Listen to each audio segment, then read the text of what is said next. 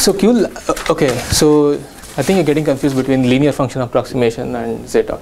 So if you have a linear function approximation for Q, then you're always going to have psi, no matter what. Yeah, because it's theta transpose Psi, and I'm just calling that psi.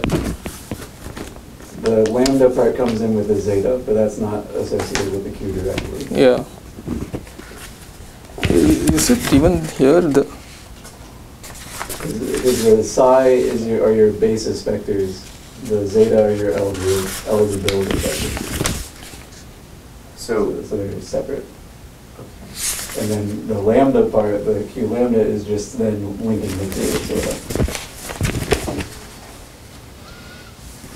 That's my understanding. Yeah, so I mean, if your question is like, what if you don't have a linear function approximation?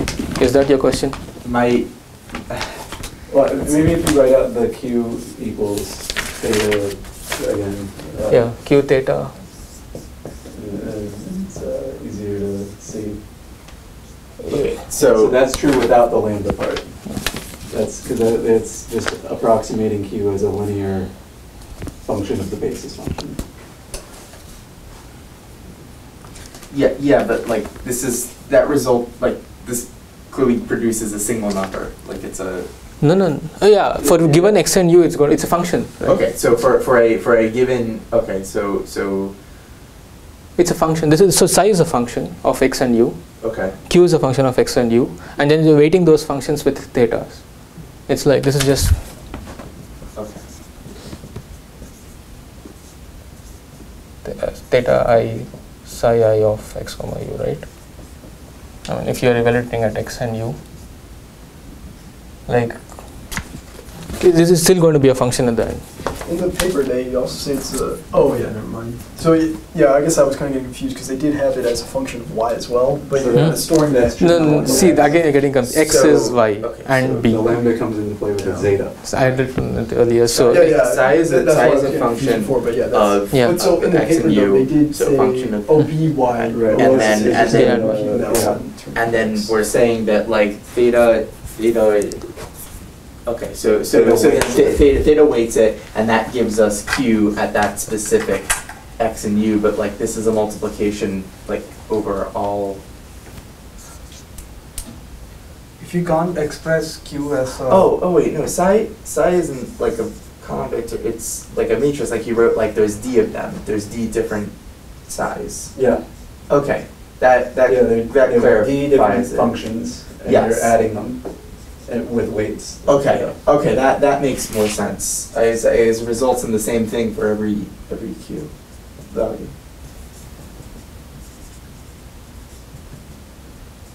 So if you wanted to get like Q all at once, you could just like put all the size into a matrix. Okay. All right. Sorry. let us start. Yeah, It's so easy to get confused. I've done it several times over the course of the past hour. yeah, so I written delta n plus 1 here, right? I guess I erased it. Now sigma delta is the covariance of that this one, of that noise term which I wrote that time, and you can that is fixed. Like as t goes to infinity, that will converge to something sigma delta here, and then if you had a matrix gain G here. If you had a matrix gain G for a stochastic approximation algorithm, then you can calculate the sigma theta corresponding to the asymptotic covariance, the sigma theta, by solving this equation here, which is the Lyapunov equation. I think you can just pass Lyap of GA and sigma delta, I think. I get the MATLAB will give you the asymptotic covariance, okay? And what we also know is, like, if G is replaced with minus A inverse, that is the optimal sigma theta star, you get the best asymptotic covariance, okay. And that is given by this equation here. And like in general, sigma theta G is greater than or equal to sigma theta star. When you say greater than, these are matrices, Okay, and right. positive. The smallest one will be with A inverse. Yeah, minus A inverse. Or minus A inverse. Yeah. Okay. So Thank you. that's it. And yeah, basically, I mean, this is what you have to know, I guess. This is the algorithm which he I hope you know what an plus 1 is, I guess, and bn plus 1 are for the Q-learning algorithm. I'll write it out anyway. It's clear in the notes, right? Sorry? This algorithm is there in the notes?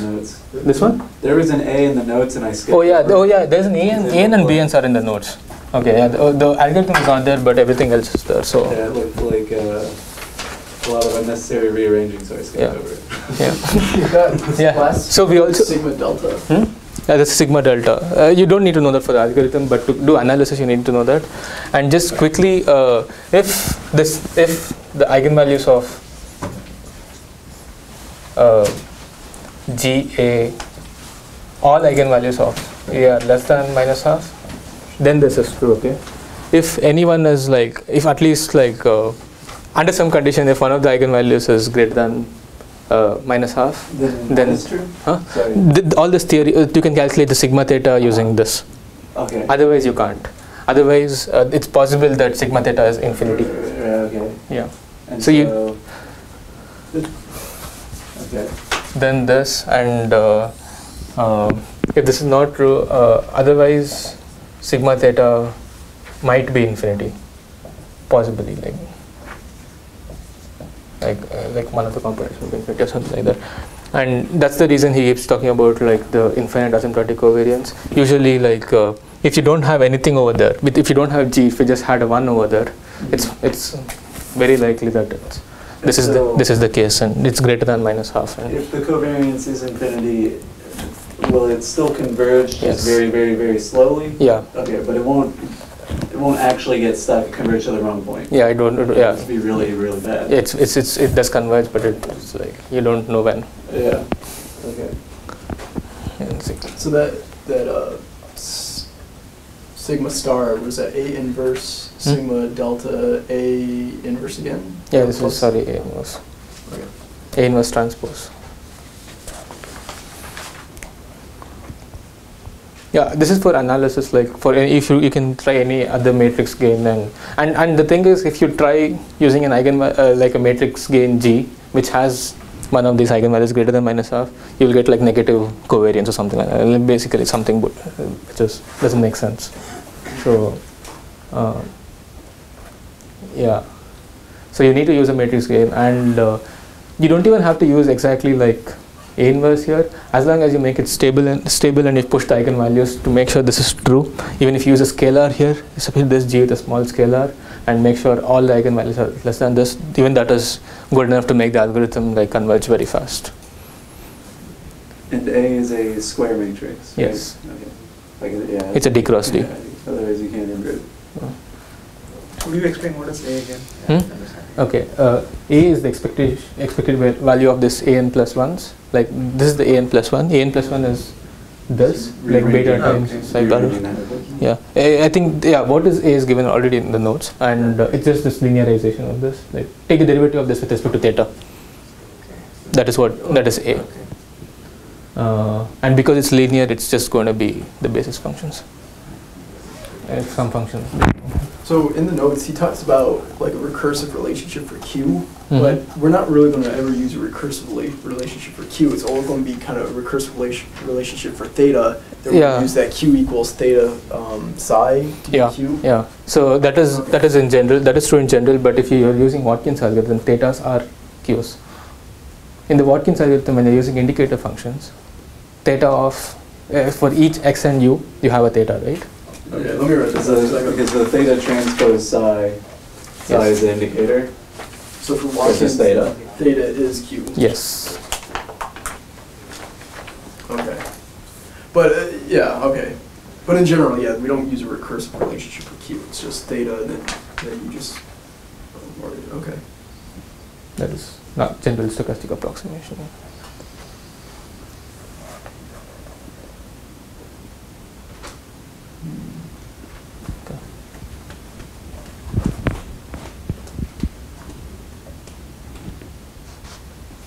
And so that's called stochastic Newton-Raphson.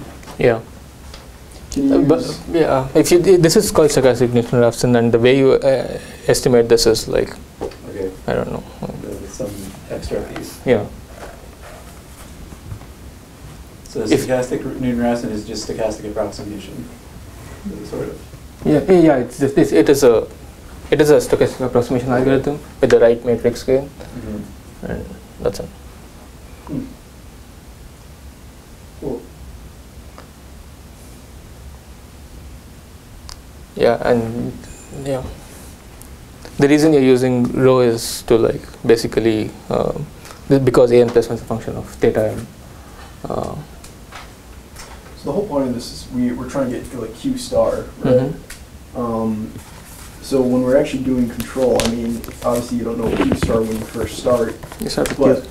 I mean, so you just like every iteration, you calculate Q star, and you also get your input based on what you think Q is. But then, so I mean, in the beginning, your policy or your controls aren't going to be optimal. The controls are never going to be optimal. So here, the UNs are going to be generated by random policy.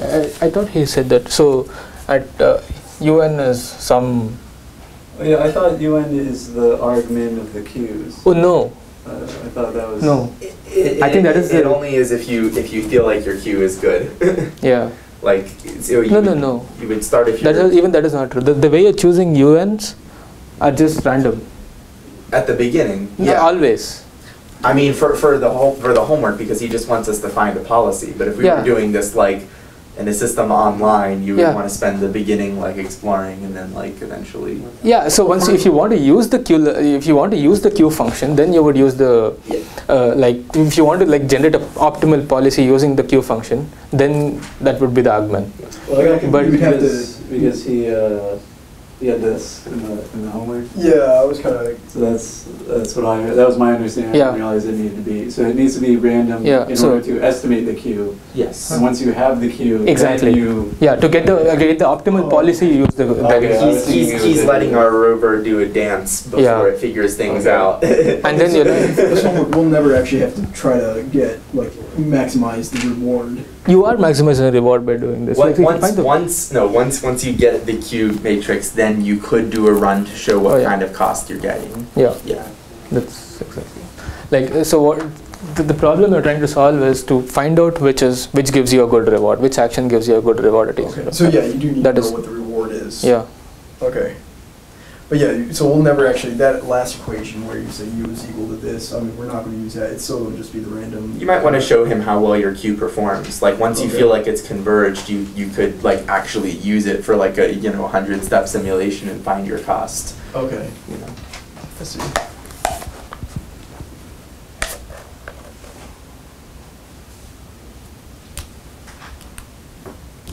Would we expect this to perform like as good as the optimal cost for the observed case, or would Definitely not. Definitely not. Okay. Mm. So as long as Q is only being fed information Yeah. state, it's only going to do at most as well as like. Yeah. So assuming you're using the good algorithms to estimate the Q function for Yeah. both the conditions. Or if we say we used Watkins and somehow Yeah. like made it huge. Yeah. and took forever. Yeah. Then no, you would never be able to like do better than the fully observed If case. we can't estimate Q as a linear function of Hmm. theta, then Mhm. what do you do? Q is not. You're talking about. I don't know. Meaning, there's a theory for that. You can. Okay. That's what is I think deep Q learning. I think wherein like Q functions have some nonlinear approximations. There is a way to like update the weights, and I don't know. There's no theory for that. And what's the stopping criterion for, or when that's close enough to zero, you just have What is close enough to What's the zero? stopping criterion? Yeah, Like there data is. stops updating. Maybe you can. Yeah, maybe that can be like. There's a stopping criteria as such, but if you, or you can calculate something called as a Bellman error for this equation. Like you have a Q function, try to calculate the Bellman error for that. Mm-hmm. Um, You just create some tolerance. oh yeah.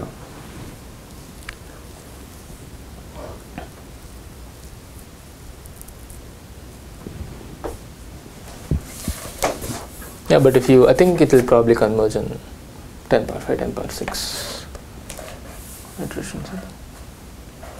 That's a lot. Yeah, okay. Without this, it would probably take like, I don't know, I was running algorithms for 10 power 8, 10 power 10, and still it doesn't converge. Like if you don't use this. So is there any trying to figure out those basis functions or whatnot, theta, psi? You mentioned that, using the, like a quadratic, what is it, cubic or quadratic. Yeah. Now that would be preferable over like the Watkins method? No, there's nothing like preferable or anything like that. Like, so for example, okay. So it all depends on what your Q star is. Like if you could write your optimal Q function, if you know that you could write it as some function, then that would be enough to like, however small that is, it would be enough to like be better than any other basis functions. Getting my point. If you could write, let's say you choose the basis functions psi, chosen such that Q star, the optimal Q function, which will solve the Bellman error, is equal to theta transpose psi. If you choose this, then that would be the best way to choose it, but you don't know how to choose it. You don't know what basis functions will actually solve the problem here. Mm-hmm. And the thing with Watkins algorithm is you know for sure that you can write it like that because in a finite dimensional case, you can write any Q function as theta transpose psi. But this is not finite dimensional, our example here. So. He was talking about like binning or something. Is that related to it? Sorry? Binning. Bidding? B-I-N-N-I-N-G. Oh yeah. So you have to like. I think if you're talking about like you create a mesh and then you say that if the belief is between this and this and belongs to this particular bin, Okay, so yeah, that's like Okay, so that's what you were talking about when you were saying mesh. Yeah. But then he was talking about also using like a set of polynomials of some sort. Yeah, that's also fine. So I'm saying I don't know which is better. Okay. Yeah. Could maybe the set of polynomials, could you explain that a little bit more? Like I'm just not, I wouldn't even know how to, like what that even means. No, like so it's going to be a function of, I'll just erase this one.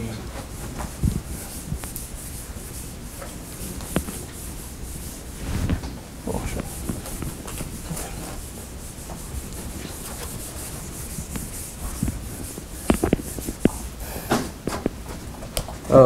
So if you write like Q of x comma u to be some polynomial in x and u, okay, it can be like x square plus u square plus xu. If you're looking at all possible quadratic functions, plus x plus u, and you write Q theta of x comma u as theta 1 x square plus theta 2 .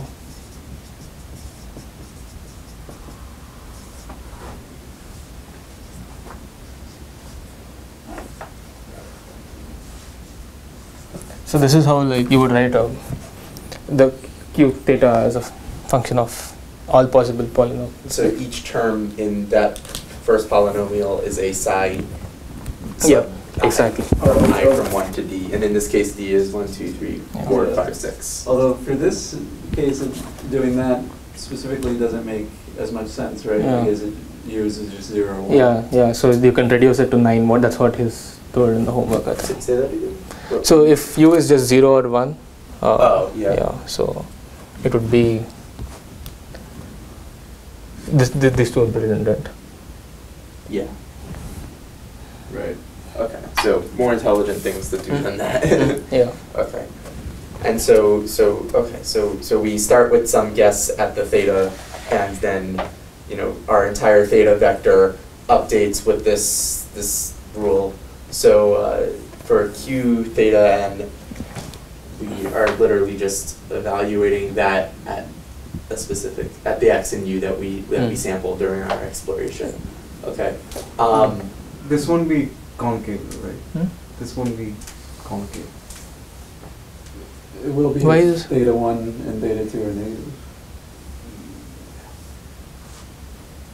It's a quadratic, so we'll have It'll be convex or concave. convex or One- concave. one But of the two. it'll have some kind of optimum. Yeah. Well, actually, if theta 1 is negative and theta 2 is positive, then I don't know. Mhm. It's like a saddle point. Weird. That's the thing. He was saying though there 9 dimensions. He mentioned 9 dimensions. Yeah. How do you get that number? Is it 5 plus 3 plus 1? Yeah. So if you write x is like b, B1, b1, b2, and y, right? you have to write this as look at all possible b1 square, b1 of t square, b1. B of b squared, Yeah, so b of t, b of b, and then also you chain them with u is 1 and u is 0 for each one. Could you write that out? I mean, you said a lot of stuff. So, It's like a lot of. I squeeze through here. we can leave after this. I did like you call it F in homework, so I did F1 Yeah. of b comma u. And remember b is, well I guess for our case we just have b and b of bottom and we're forgetting the rolling. And then u is 1 or 0. And so this is b of t squared u. And then like F2 was of b comma u was u b of b. I can't see what I'm writing, so hopefully it's working. Is there a difference between the capital F's and the size? I don't think so. I think Okay. you just change notation. And then I had a 1 minus u b of t squared. And then I did the same with for b of b squared, and b of b of t. Basically, constant term. if you use those like 9 or 11 functions, you should be able to Yeah. like write out all possible quadratics. Then you get a 1 minus u for b of b squared. I'm going to shorthand now for b squared, and then you get a u t, and then a u b, and then a 1 minus u t, and a 1 minus u b, and then a constant. And so that's 9. 1, 2, 3, 4, 5, 6, 7, 8, 9. So that way you have all possible combinations, and you can apply theta individually to each one. Why do we need the constant if it has no theta? Or does the No, it has a the theta. constant does get a theta? Yeah. Okay, so it's a bias. Yeah, so it can be any coconstant. Yeah. Gotcha. So I noticed before we like made a deal about whether or not the q theta function was convex or had that optimum. It doesn't really matter because we only have to like optimize over u, and u is finite. So basically, try u equals 0, see what the value is. Try u equals 1, see what the value is, and pick the better of the two. So it doesn't really. Does it matter if q theta is convex or anything? Could I pick something that isn't convex? It doesn't matter. Okay. Yeah. Just because it was like a finite u. If we had a continuous action space, then we would have to worry about like, oh, is it easy to find the minimum? Right. Okay. Yeah, but with just 2, it's easy. Getting some linguals. Why'd you do the 1 minus u? So if u is 1, or if u is 0, you want to still get these, for the top for 0, the bottom for 0. You want the top for 1 and the bottom for 1. Oh. So that you can, or you can also, you don't have to do it like this. You can multiply these all together, and then like separate them individually. But that's how I did it. Or acceptable. Yeah, it doesn't really matter. Like, even if you use a different set of basis functions, it still gives. You don't know what the solution is. So stop. Okay. Don't erase anything. Oh, sorry. We can end. Just don't erase anything. Yeah. Okay.